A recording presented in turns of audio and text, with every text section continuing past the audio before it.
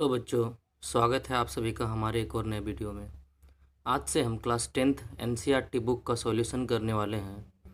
तो चलिए शुरू करते हैं। सबसे पहले प्रश्नावली 1.1 को तो आप देख सकते हैं। पहला वाला जो सवाल है इस प्रकार है, निम्नलिखित संख्याओं का एचसीएफ ज्ञात करने के लिए यूक्लिड विभाजन एल्गोरिथम का प्रयोग कीजिए। तो चलिए अभी देखते हैं कि यूक्लिड विभाजन एल्गोरिथम क्या होता है और इस प्रकार के सवाल को कैसे हम सॉल्व करते हैं। तो देखिए मैंने यहाँ पे पहला वाला सवाल लिख रखा है। तो सबसे पहले हमको जानना चाहिए कि हम बचपन में भी पढ़े हैं कि इसका जो सॉल्यूशन करेंगे वो कैसे करेंगे। तो देखिए पहले हमको पता है कि हम जानते हैं कि भाज्य बराबर भाजक गुनी भागफल और जोड़ शेषफल होता है। ये हमें पता है। बस यही रूल का फॉलो करना है, इसी रूल को फॉलो करते हुए हमें आगे बनाना होता है। तो इसके लिए सबसे पहले हमें देखना पड़ेगा इन दोनों संख्या में कौन सा संख्या बड़ा है। तो आप देख सकते हैं कि ये संख्या बड़ा है और ये थोड़ा छोटा है। इसी वजह से इसको हम ऐसे लिख सकते हैं कि 225 इज़ ग्रेटर देन 135, यानी कि 225 जो है बड़ा है 135 से। अब क्या करना है, अब हमें इन दोनों का एचसीएफ निकालना है। एचसीएफ का मतलब होता है मौसा निकालना है, मौसा। तो चलिए कैसे निकालते हैं मौसा। तो सबसे पहले हम इधर रफ वर्क करेंगे, लेकिन इसको भी हम दिखाएंगे यहाँ पे। तो सबसे पहले बड़े संख्या को छोटे संख्या से हम भाग लगाते हैं। कैसे भाग लगाएंगे, जैसे हम नॉर्मल भाग लगाते हैं कि 225 को भाग लगाएंगे 135 से।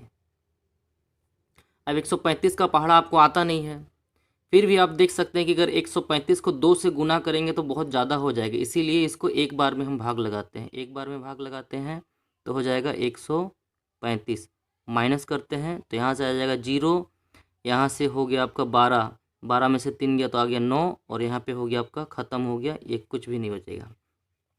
तो आप देख सकते हैं कि जब कभी भी इस संख्या से छोटा यहाँ पे आ जाए, यानी कि शेषफल अगर भाजक से छोटा आ जाए, मतलब आपको रुक जाना है और आगे बढ़ना नहीं है। और इसको हम एक नाम दे देंगे, एक चरण 1, चरण प्रथम, चरण 1। तो चरण 1 में आप क्या किए, आप किए इसको इससे भाग लगाएं। तो सबसे पहले भाज्य को लिखते हैं 225, 225 को आप भाग लगाए थे, किससे भाग लगाए थे, 135 से। तो भाजक हो गया 135। उसके बाद बोलता है भागफल, तो भागफल कितना था 1, और शेषफल कितना बचा था, शेषफल था 90। इस प्रकार से हम चरण 1 में ये एक चरण लिख दें, मतलब स्टेप 1 हो गई ये। आगे क्या करना है, इस 90 को 135 से भाग लगाना है।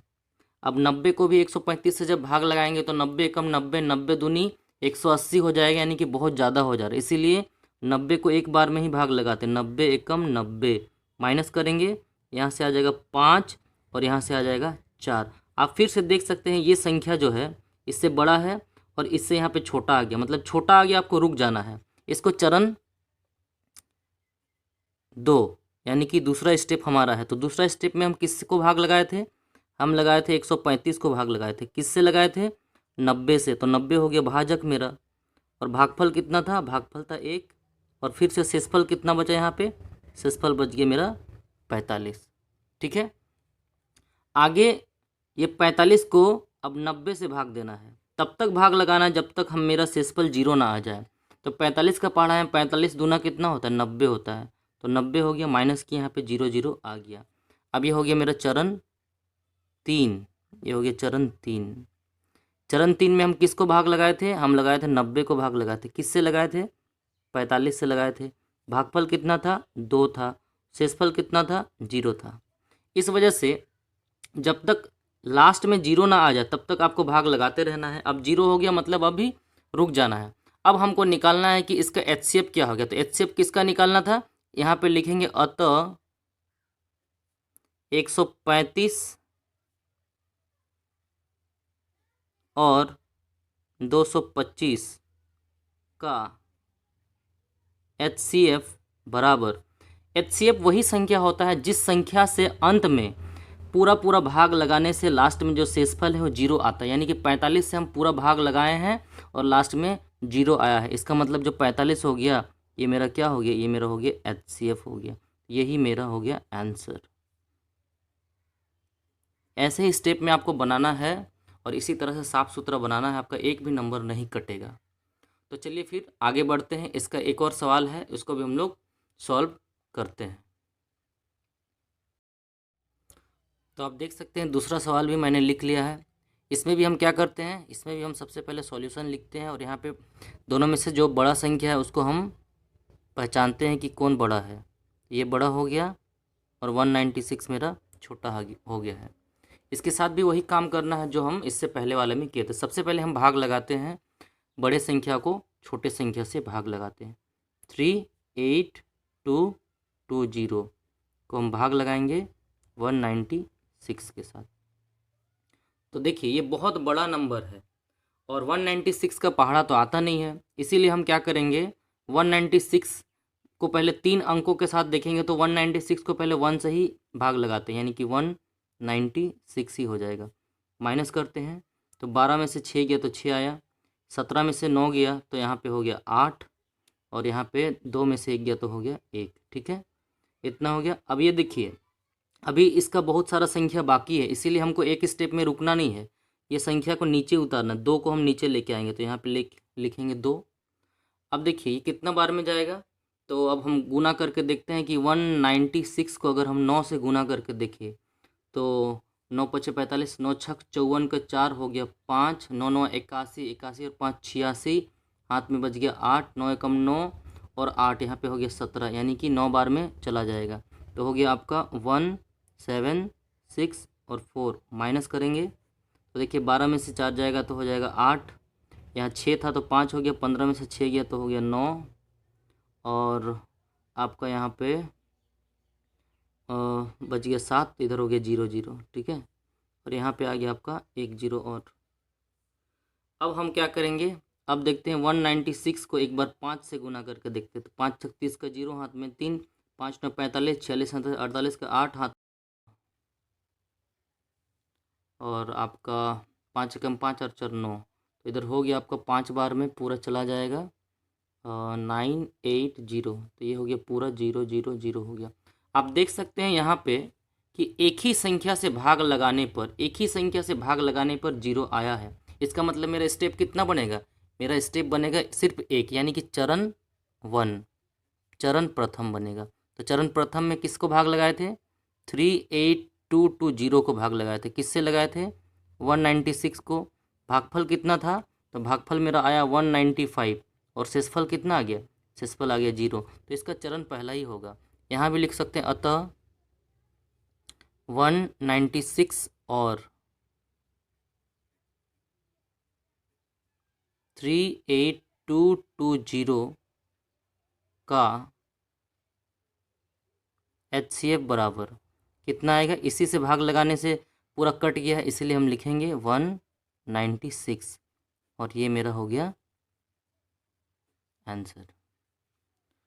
चलिए एक और क्वेश्चन है, इसको भी हम लोग सॉल्व कर ही लेते हैं। तो चलिए मैंने तीसरा नंबर का सवाल भी लिख लिया है। तो आप देख सकते हैं इसमें ये नंबर बड़ा है और ये छोटा है। तो वही प्रोसेस को शुरू करते हैं। तो यहाँ पे लिखेंगे हम लोग 867 को हम लोग भाग लगाते हैं 255 से। तो 255 को अगर 3 से हम लोग गुना करें, 255 को यदि हम 3 से गुना करें, 5 या 15 हाथ में 1, 5 या 15 16 का 6 हाथ में 1, 3 दूनी 6 और 1 7, तो आया मेरा 765। माइनस करेंगे तो यहाँ पे आएगा 2, यहाँ पे आ जाएगा 0 और यहाँ पे आ जाएगा 1। ठीक है, तो मेरा चरण क्या हो गया, चरण प्रथम। तो चरण प्रथम में हो जाएगा 867 इज इक्वल टू 255 इंटू 3 और जोड़ 102, ये हो गया चरण 1। अब 102 को 255 से भाग लगाना है। तो 255 को भाग लगाएंगे तो एक बार में ही देते हैं, या तो हम 2 बार में देते हैं। तो 2 बार में अगर करेंगे तो 204 हो जाएगा। ठीक है, यहाँ से निकल के आया 1, यहाँ से निकल के आया 5। तो मेरा चरण दूसरा हो जाएगा 255 को भाग लगाए किससे, 102 से, भागफल आया 2 और शेषफल आ गया 51। फिर 102 से 51 को भाग लगाते तो 51 दूना 102, माइनस करेंगे 0 0 0 आ गया। तो ये हो गया मेरा चरण 3। तो चरण 3 में हो जाएगा 102 बराबर 51 गुना 2 जोड़ 0 0। तो अतः HCF क्या हो जाएगा, 867 और 255 का HCF बराबर निकल जाएगा 51। ये वाला, ये हम लोग का हो गया है आंसर। ओके, आई होप आपको समझ में आया होगा।